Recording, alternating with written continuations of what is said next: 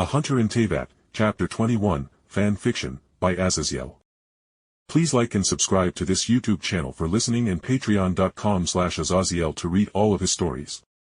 I can't believe I am about to be doing this. I thought with my face twitching as our little group was in front of the church of Barbatos, when I decided to trapeze around the world with Lumine and meet all the great overworked characters of Genshin Impact. I never once considered I would one day be robbing a church of all things.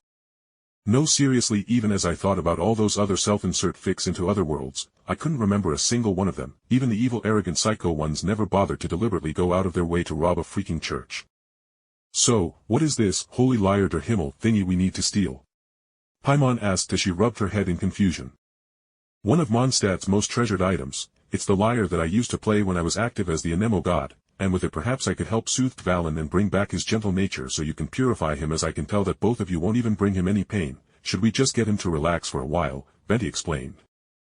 Honestly, I love his idea of just hugging the dragon better, rather than having to beat said dragon half to death in some glorious battle that takes place in some abandoned city, like it would in canon. So, how are we getting the lyre? I asked, fully on board with the plan, as it seemed truly like the best plan other than perhaps getting Valen to fight Andreas the Wolf Adeptus that also protects Mondstadt, and once the battle reached a climax, everyone from the knights would dog-pile Valen to subdue him. Hee, I can handle it, don't worry. Venti said proudly, slapping a hand to his chest and proudly walking into the church as though he owned it. Wait, he kinda does. I thought blankly for but a moment, but then Lumine dragged me inside the church to follow the bard's already ham-fisted attempt to talk to one of the nuns living within the church. Oh, what a blessing from the god of Anemo. Tell me, dear bard, on how can the church of Barbatos help? The nun said with excitement as she put her hands together in a form of prayer.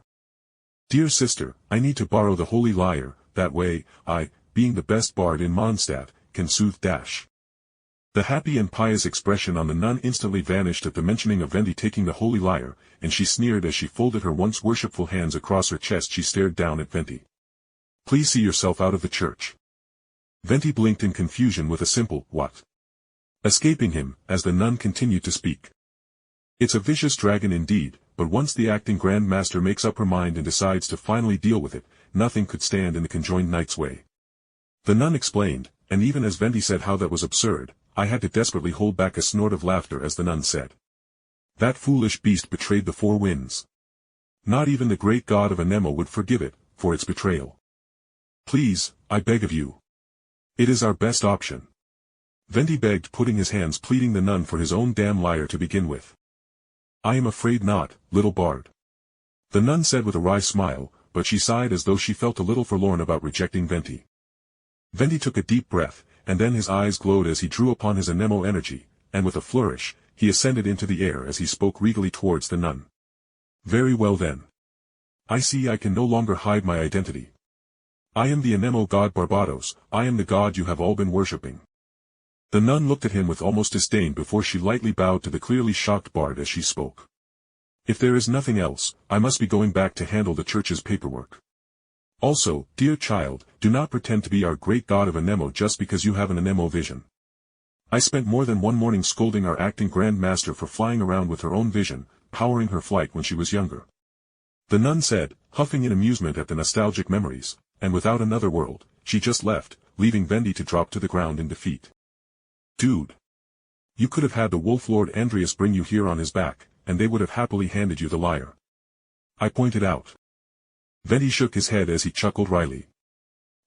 Me and Andreas have some unsettled business, and he is rightfully angry with how I have left Mondstadt so unattended and has currently fallen into turmoil.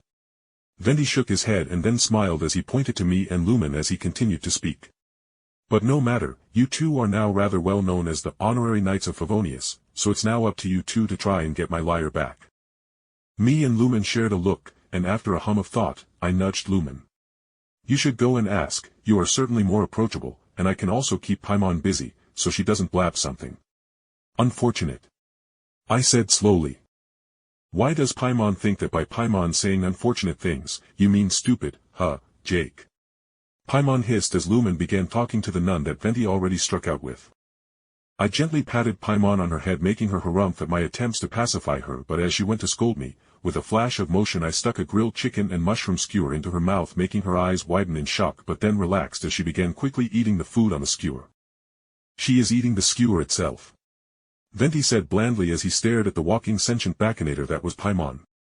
At times, I can't help but wonder if she has an actual star inside her stomach to process all the food that passes into her stomach. It would also go along with her star designs. I said as I recalled how Paimon had literally eaten the edges of her pillows as she was sleeping and didn't even get a stomachache out of it. Finally, after giving Paimon a fisherman's breakfast sandwich, Lumine walked back over to us, wearing an obvious frown. She refused, saying we needed 3 separate written forms of permission from Jean and other people of note around Mondstadt.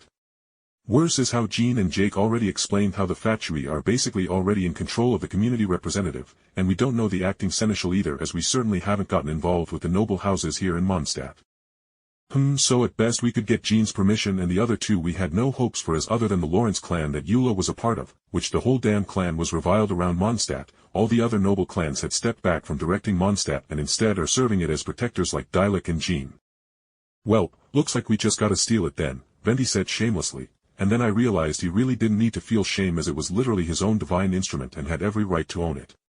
So, Jake, Lumine, any ideas on how to do it? He continued. I couldn't help but facepalm as Venti went on to explain how the guards changed shift in the middle of the night, and with such an early shift, a few minutes after they get settled in, they are typically in a stupor, so we can supposedly sneak past them. Wait, if you know so much, then why don't you just do it? You are literally the Anemo god, can't you just silence your footsteps and use your shortness to get in and out much easier than I could?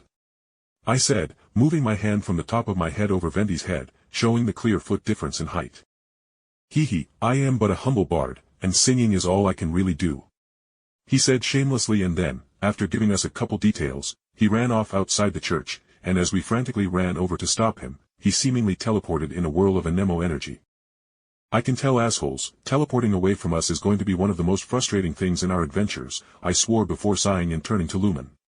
Alright, let's head off to bed early, that way we can get here before we need to get busy, I said, not mentioning how we were literally going to be robbing the church as we stood beside its front doors.